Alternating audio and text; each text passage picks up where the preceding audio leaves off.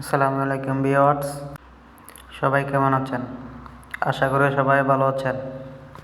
আমাদের ওইখানে সাগর পাড়ে এটা কি মাছ জানি আমি সঠিক জানি না, ডলফিন নাকি তিমি আমি শিওর বলতে পারি না। যদি কেউ জেনে থাকেন তাহলে কমেন্ট বক্সে কমেন্ট করে যাবেন।